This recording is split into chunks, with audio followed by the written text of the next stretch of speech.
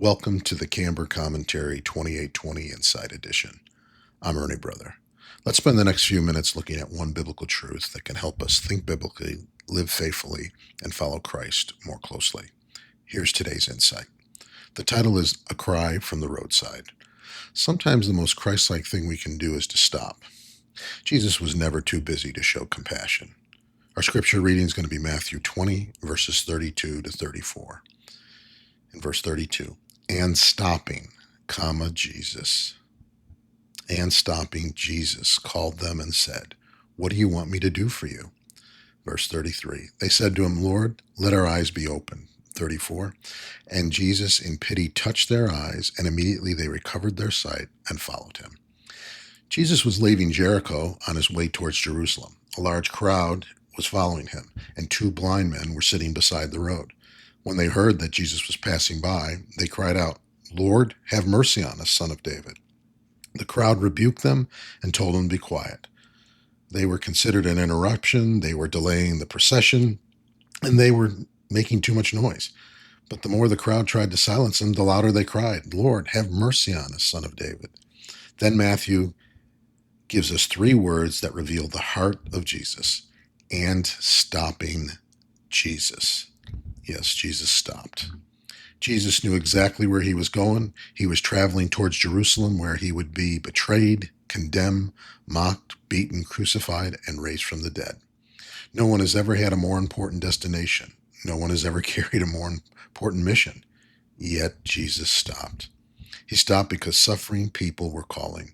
He stopped because compassion is not merely something Jesus felt, it was something he acted upon. Jesus did not allow the crowd, the schedule, the journey, or even the weight of what awaited him in Jerusalem to make him insensitive to the people beside the road. The crowd heard the noise, Jesus heard the need. The crowd saw an interruption, Jesus saw two men created in the image of God. The crowd wanted to keep moving, Jesus stopped. Compassion has a brake pedal. We often think compassion means feeling sorry for someone. Biblical compassion goes further. Compassion notices. It listens. Compassion draws near. It becomes more involved. Compassion stops. It is possible to be so busy doing good things that we fail to notice the people God places beside our path. We can be busy going to church and overlearn someone who is hurting. We can be busy preparing a lesson and fail to listen to someone who needs encouragement. We can be busy accomplishing our plans and treat another person's pain as an inconvenience. Jesus teaches us that ministry does not always happen at the destination. Sometimes ministry happens because we stopped along the way. What do you want me to do for you? After Jesus asked that question, he already knew that they were blind. He was not asking because he lacked information. He was allowing them to express their need and their faith. They answered, "Lord, let our eyes be opened." Jesus listened before he acted. That is another lesson in compassion. We sometimes assume we know what people need before we listen to them. We begin giving advice before we understand the problem. We prepare our response while the other person is still talking. But Jesus stopped, called them, and asked them what they wanted him to do. True compassion does not merely speak, true compassion listens. In verse 34, we see that Jesus was moved with pity, and it said, and Jesus in pity touched their eyes. The Greek word translated pity or compassion describes a deeper inner movement of mercy. Jesus was not emotionally detached from their suffering. Their pain mattered to him. Their blindness mattered to him. Their cries mattered to him. The people whom the crowd tried to silence were heard by the Son of God. Jesus touched their eyes, and immediately they received their sight. Then Matthew says, and followed him. Jesus did more than change what they could see. He changed the direction they were going in. They began beside the road, but ended up by following Jesus on the road. That is what an encounter with Christ should produce. We do not merely receive something from Jesus and return to our old direction. We receive his mercy, and then we follow him.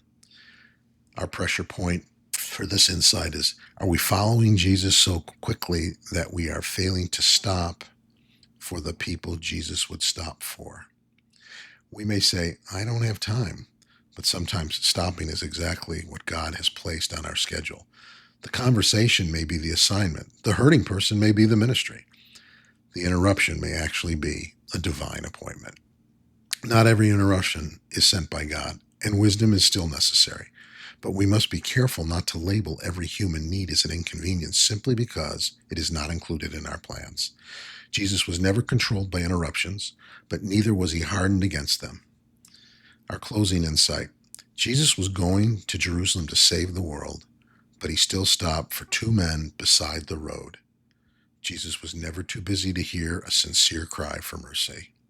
And if we're becoming more like Christ, we should not become so hurried, distracted, or important that we cannot stop for someone who is hurting. The world may tell them to be quiet, the crowd may keep moving, but Jesus stopped.